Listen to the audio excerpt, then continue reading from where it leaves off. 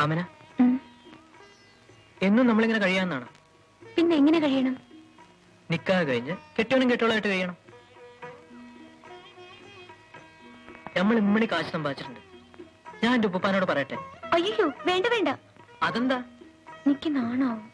അനക്കല്ലേ നാണം? നമ്മളാണാണ്. എന്നാലും നിങ്ങളൊന്ന് ചെയ്. എന്റെ ഇക്കാക്കയോട് പറ. അന്റെ ഇക്കാക്കയോ? ഓ, മത്തായി ചേട്ടനോടോ? നിന്റെ ഇഷ്ടം ഇതാണെന്ന് പറഞ്ഞ ഇക്കാക്ക എതിര് നിൽക്കൂല.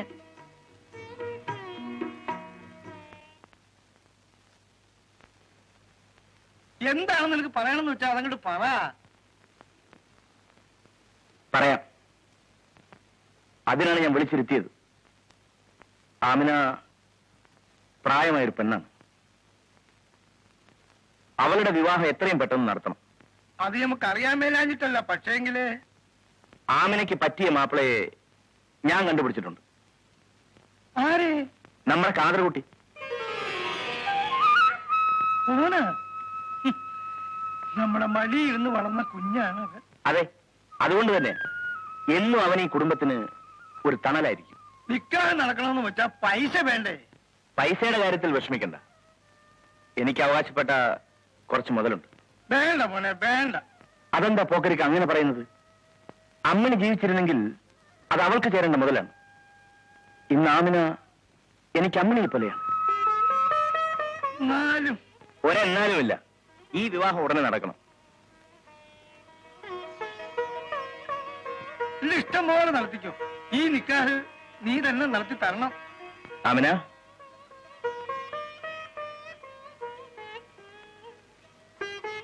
ഞാൻ കണ്ടു. നിന്റെ ഇഷ്ടമാണ് മോളെ, എന്റെയും ഇഷ്ടം.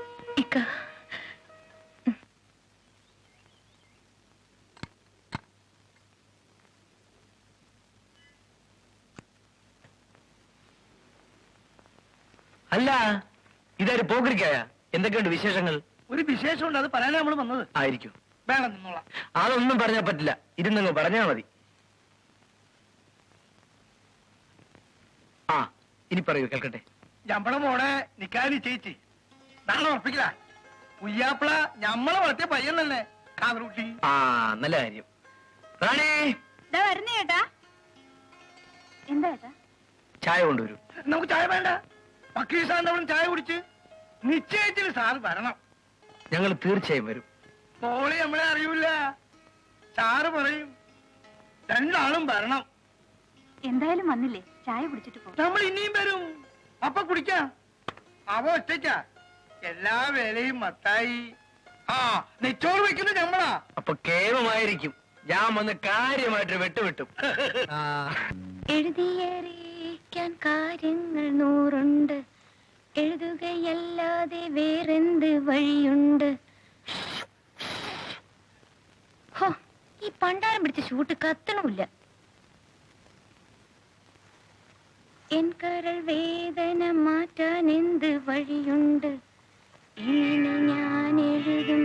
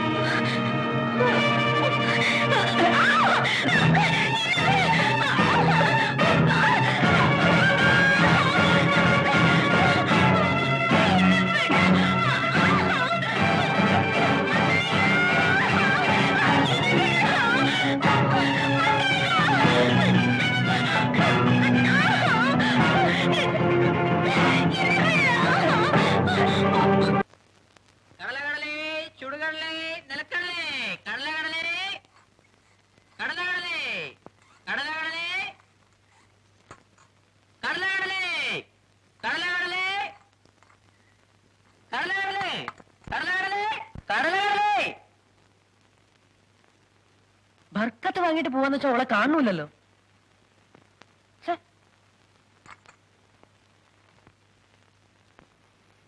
ആമന, ആമന,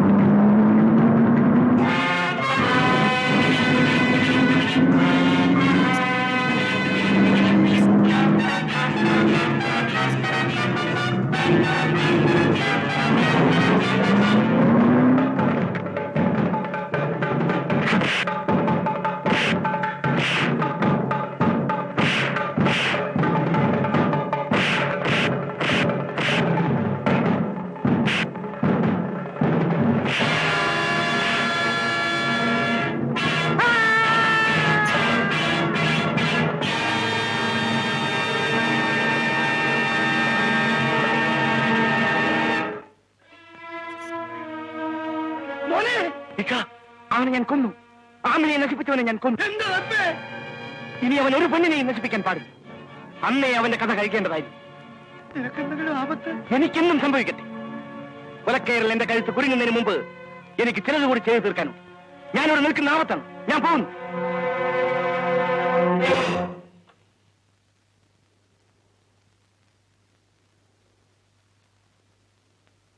യുവർ ഓണർ, കൊലക്കുറ്റം ആരോപിക്കപ്പെട്ട മാത്യൂസ് സ്വസഹോദരി ഘാതകനും ജീവപര്യന്തം ശിക്ഷ അനുഭവിച്ചയാളും സ്ഥലത്തെ പ്രധാനപ്പെട്ട റൌഡിയും സ്റ്റേഷൻ കേഡിയുമാണ്.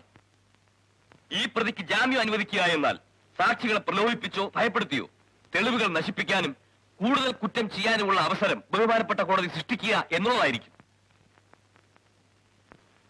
അതുകൊണ്ട് ഈ കേസിന്റെ വിചാരണയും വിധിയും പൂർത്തിയാകുന്നതുവരെ പ്രതിയെ റിമാൻഡിൽ വെക്കുകയാണ് വേണ്ടതെന്ന് ഞാൻ ഗവൺമെന്റിന് വേണ്ടി ബോധിപ്പിക്കുകയാണ്. That's all, your honour. Your honour, പ്രതിക്ക് ജാമ്യം നിഷേധിക്കണമെന്ന് ആവശ്യപ്പെട്ടുകൊണ്ട് ബഹുമാനപ്പെട്ട പ്രോസിക്യൂട്ടർ ഉന്നയിച്ച വാദങ്ങൾ അടിസ്ഥാനരഹിതവും ഒരു പൗരനെന്ന നിലയിൽ പ്രതിയുടെ അവകാശങ്ങളുടെ കടുത്ത ലംഘനവുമാണ്. മറ്റൊരു കൊലക്കേസിൽ ശിക്ഷിക്കപ്പെട്ടു എന്നത് ഒരാളുടെ മൗലികാവകാശങ്ങളുടെ നിഷേധത്തിന് അടിസ്ഥാനമല്ല. സാക്ഷികളെ പ്രലോഭിപ്പിച്ചോ ഭീഷണിപ്പെടുത്തിയോ തെളിവുകൾ നശിപ്പിക്കുക എന്ന വാദം നിലനിൽക്കുന്നതല്ല. കാരണം സ്ഥലം പോലീസ് ഇൻസ്പെക്ടറാണ് ഒന്നാം സാക്ഷി. യുവർ ഓണർ, ഈ കാരണങ്ങൾ കാട്ടി ജാമ്യം നിഷേധിക്കാൻ ആവശ്യപ്പെടുന്നത് പോലീസാണ്. അങ്ങനെയെങ്കിൽ സാക്ഷിയെ പ്രഥമ വിസ്താരത്തിന് അനുവദിക്കണമെന്നാണ് എന്റെ ആവശ്യം. Yes, proceed. Sub inspector Rajasekharan, sub inspector Rajasekharan, sub inspector Rajasekharan.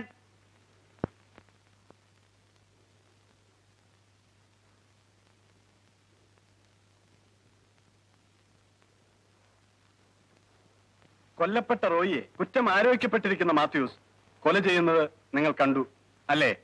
അതെ, ജാമ്യം കിട്ടിയാൽ പ്രതി തെളിവുകൾ നശിപ്പിക്കും എന്ന് നിങ്ങൾ ഭയപ്പെടുന്നു. അതെ. നിങ്ങളുടെ കൈവശമുള്ള തെളിവുകൾ പ്രതി നശിപ്പിക്കുമെന്ന് പറഞ്ഞാൽ അത് നിങ്ങളുടെ കഴിവുകളുണ്ടായിരിക്കില്ലേ? പ്രതി പ്രലോഭിപ്പിച്ചോ ഭീഷണിപ്പെടുത്തിയോ തെളിവുകൾ നശിപ്പിക്കുമെന്നാണ് നിങ്ങൾ പറയുന്നത്. അതിന്റെ അർത്ഥം ഈ കേസിന്റെ പ്രധാന സാക്ഷിയായ നിങ്ങൾ പ്രലോഭനങ്ങൾക്ക് മയങ്ങുന്നവനും ഭീഷണിയിൽ ഭയപ്പെടുന്നവനുമാണെന്ന് തുറന്നു സമ്മതിക്കുക. ഒരു പോലീസ് ഉദ്യോഗസ്ഥൻ എന്ന നിലയിൽ നിങ്ങൾ ചാർജ് ചെയ്തിട്ടുള്ള പല കേസുകളും ശിക്ഷിക്കപ്പെടാൻ പോയതിന്റെ രഹസ്യം നിങ്ങളെ പ്രലോഭിപ്പിച്ചിട്ടോ ഭീഷണിപ്പെടുത്തിയിട്ടോ ആയിരിക്കുമല്ലേ? I object, your honour. Objection sustained. ഇത്തരം ആരോപണങ്ങൾക്കുള്ള പ്രസക്തിയില്ല. പ്രശ്നങ്ങളുടെ ഗൗരവം എന്റെ ആരോപണങ്ങൾക്ക് പ്രസക്തി ഉണ്ടാക്കുന്നു. ഉത്തരവാദിത്തപ്പെട്ട ഒരു പോലീസ് ഉദ്യോഗസ്ഥന്റെ ഇത്തരം കഴിവുകേട് ഒരുപക്ഷെ ഒരു നിരപരാധിയെ കഴിവരം കയറ്റാൻ കാരണമായേക്കാം. ഈ കേസിലെ പ്രതി മുൻ കുറ്റവാളി എന്നതോ ജാമ്യം കിട്ടിയാൽ തെളിവുകൾ നശിപ്പിക്കുമെന്നതോ കോടതിയിൽ നിലനിൽക്കുന്ന വാദമല്ല. പ്രതികാരമാണ് പ്രതിയുടെ വികാരം. വിട്ടയക്കപ്പെട്ടാൽ ഇനിയും കൊലപാതകങ്ങൾ ഉണ്ടാകാനാണ് സാധ്യത. ഉണ്ടാകാവുന്ന കുറ്റങ്ങൾ മുൻകൂട്ടി കാണാനും ആ തടയാനുമുള്ള കഴിവ് നമ്മുടെ പോലീസിനുണ്ടെന്ന് അറിയുന്നതിൽ സന്തോഷം. പക്ഷേ ഇത് രണ്ടും ഇവിടെ നടക്കാറില്ല. നടന്നിരുന്നെങ്കിൽ നമ്മുടെ കോടതികളിൽ കേസ് കെട്ടുകൾക്കൊന്നും കൂടില്ല. നമ്മുടെ ജയിലറകൾ ശിക്ഷിക്കപ്പെട്ടവരെ കൊണ്ട് നിറഞ്ഞു കവിയില്ല. ഇത്തരം മഹത്തായ നീതിന്യായ സ്ഥാപനങ്ങൾ പോലും ഉപയോഗമില്ലാതാകുമായിരുന്നു. കുറച്ചുകൂടി വ്യക്തമാക്കിയാൽ ഈ കേസിന് കാരണമായ റോയിയുടെ കൊലപാതകം ഒഴിവാക്കാമായിരുന്നു. റോയിയാൽ ബലാത്സംഗം ചെയ്ത് കൊല്ലപ്പെട്ട ഒരു സാധു പെൺകുട്ടിയുടെ ജീവനും മാനവും രക്ഷിക്കാമായിരുന്നു. നമ്മുടെ പോലീസിന്റെ ഭാവനകൾ പലതും ശരിയെന്ന പോലെ തന്നെ പകുതിയിലേറെ തെറ്റാണ്. ഇത്തരം തെറ്റായ കണക്കൂട്ടലാണ് പ്രതിയുടെ ജാമ്യ നിഷേധത്തിന് കാരണമാക്കുന്നത്. ബഹുമാനപ്പെട്ട കോടതിയുടെ ദയക്കും ജാമ്യത്തിനും എന്റെ കക്ഷി അർഹനാണെന്നുള്ളതാണ് എനിക്ക് ബോധിപ്പിക്കാനുള്ളത്. That's all, your honour. ജാമ്യവാദത്തിന്മേലുള്ള തീർപ്പ് കൽപ്പന അടുത്ത 12-ാം തീയതി.